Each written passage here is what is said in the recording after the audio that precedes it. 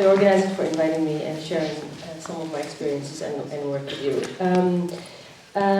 One of the major significant, powerful indicators of the fact that there is a revolution in Syria, even though it faces a very big trajectory at the moment, is that the protests and the opinions that have been expressed have been of an extremely expressive and popular character. And that's a really important mental shift in the way Syrians have expressed their political dissidence, because until 2010 or 2011, as many have showed, there was a kind of political culture in Syria that, for instance, Lisa Wedin described as the politics of as if, as protecting the regime, as if agreeing with the Arab nationalism of Assad, or a kind of politics that was expressed through media and writings, which Maria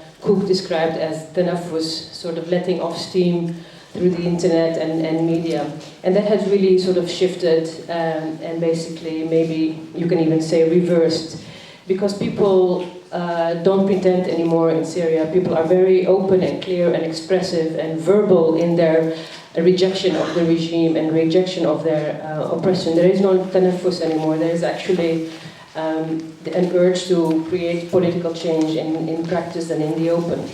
And what is really interesting is that the internet has played an important role in this, because the internet is a very different mediator compared to previous forms of communication and mediation. And what is also interesting is to look at how the internet has enabled a large section of the Syrian population to contact the outside world and each other. It has approximately 25 to 30% penetration rate, and almost 100% thereof are Facebook users. So it has become really mainstream, and especially for younger Syrians, you can describe them basically as internet natives. It's nothing special. They're brought up with it and they use it in a very self-evident way. So the internet is thriving, the revolution is thriving on the internet. And most political groups, even military factions, have all incorporated internet in their sort of political practices. So gone are the days of the sort of Orientalist complaints about sort of this incompatibility between modern technology and Arab Muslim cultures, or these Orientalist projections about Western NGOs and corporations bringing liberty to the Arab world by offering them digital activism projects. And there are many examples of this kind of resistance expressed through the internet. And there are two categories I want to point at among this amazing archive of expressions. One is video. The fact that YouTube and other platforms have allowed for user-generated content to be uploaded and shared online is really important. And the second example is this kind of culture we can refer to as mashup culture. This sort of mixing of genres and styles through memes and visuals. So what I will share probably might not immediately be in line with the kind of usual discussions we have about revolution and oppression in Syria, but I just think it's really important to also include it in the way we look at Syrian dissidents. And I think it's really important because you can say that this kind of virtual politics and these really creative productions are part of what we can call the immaterial or the emotional revolution. The kind of ingredients that help create this mental click where people suddenly say, okay, enough is enough, I will take a stand. And the kind of emotional politics that comes by through archiving the revolutions allows us to go back in times of downturn to sort of relive the moments of rebellious and brave expressions. So the first example I want to show is what basically really triggered my interests personally in the power of online videos, and that is this video of basically a Syrian Dabka song which Ibrahim Khashoush wrote the lyrics was, together with his friends, called Yalla Irhal Ya Bashar, come on Bashar, time to leave. And rather than from a hidden room or a secret studio being recorded and then shared anonymously online, which we've seen in the Arab world, for instance, the rapper El General in Tunisia, who came out with really powerful tracks just before Ben Ali was ousted, but he did it in secret, he did it anonymously. Rather than anonymously, Ibrahim basically performed his song en public, and he no doubt saw also that everybody was filming it.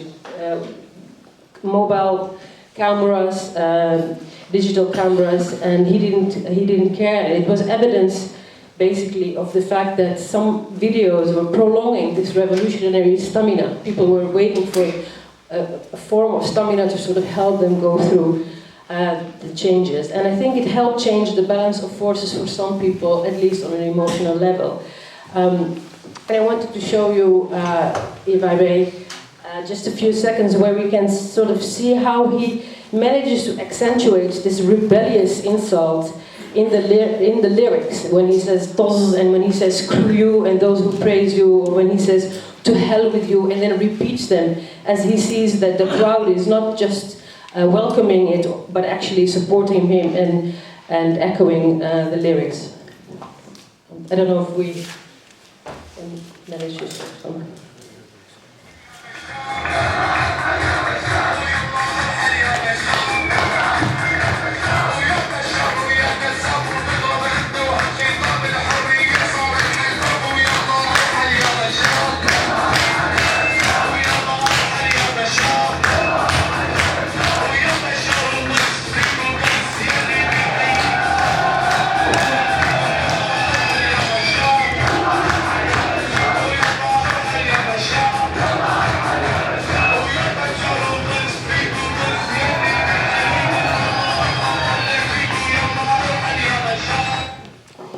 So,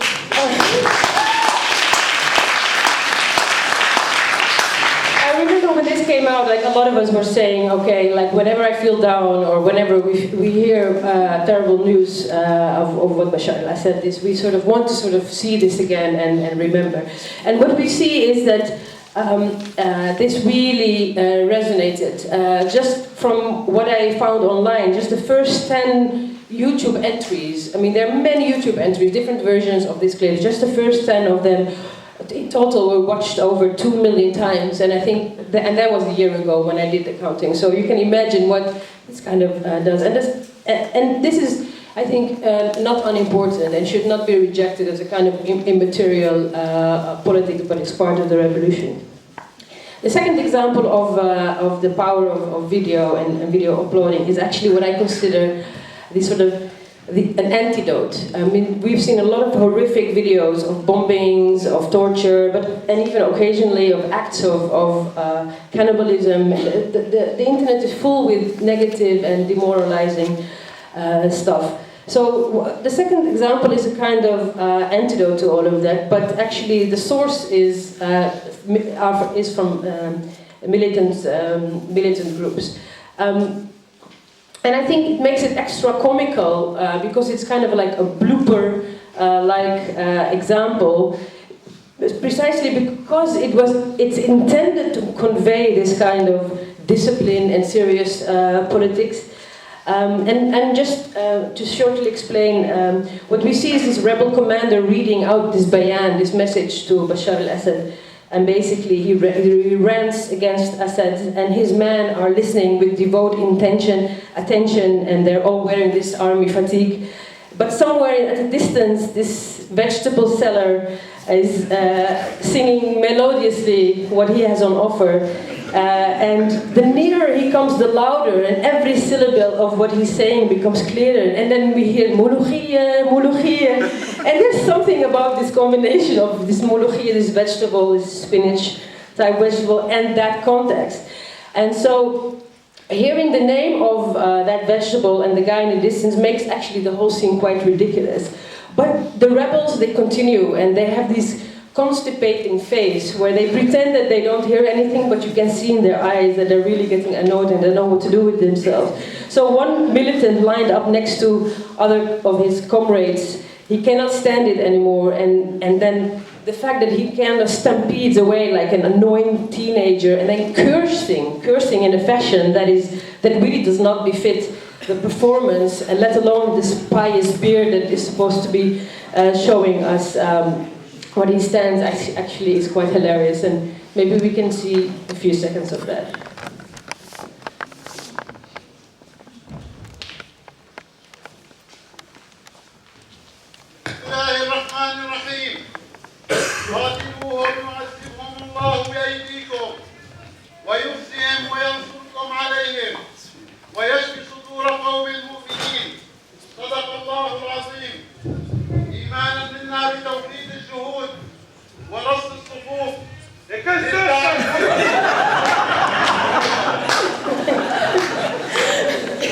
So you can see that it all leads to roaring laughter, and if you view it again and again, you can actually see that the commander is unable to control the situation. But what I find more importantly is the fact that this particular faction, I don't know which FSA or which group this is, but they actually choose to post it online, which is testimony of their self-mock. They're basically taking all these stage acts with a grain of salt themselves, and after we're done laughing, the video actually tells the viewer also how bizarre the situation is. I mean, maybe half of these people don't live anymore. Maybe they're killed, maybe they're dead, but it tells us how bizarre the situation is, but this video also humanizes them. It gives us a different picture of these factions because we are consuming day in, day out the image of these being aggressive, violent, and radical militants.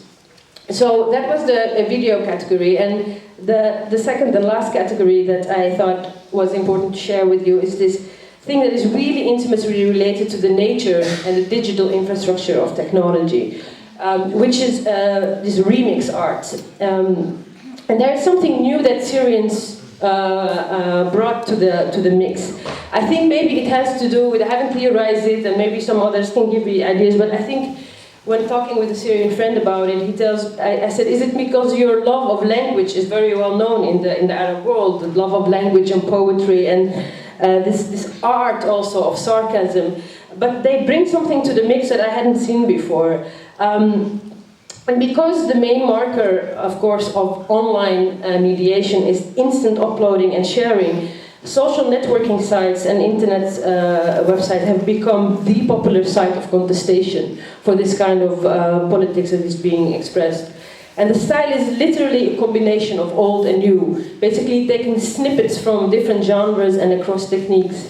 And what we see here is an example of how an old and a new message is combined. And it has multiple meanings. There's so many different meanings in this amazing example of the Peugeot visual, where we see basically, I mean, those of you who know Arabic can see the meaning, right? So Peugeot, where we don't have a P, so we say bijou. Without shekel, it reaches bijou, they come. And the lion, of course, represents al-Asad. Asad means lion in Arabic. And so the Asad, they come. And then you see that they just simply mirrored the image and wrote and biruh, and they leave. So they come, which is biruh, and then biruh, they leave, which is kind of tells you five things in one. It's mocking Assad while actually also proclaiming a foreseeable ejection of the Assad regime.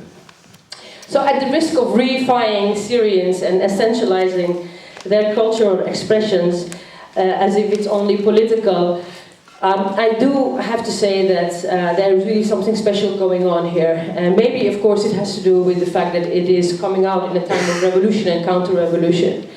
But having been brought up with Moroccan jokes and quite vulgar Amazigh mocking of the Mahzen, and experienced the beautiful and smart Palestinian and Lebanese dissident art, there is something that I think this political rhetoric mixed with graphics coming out of Syria is doing with us, and the fact that it's mediated online makes a huge, sort of speeds up this experience and let us also enjoy it.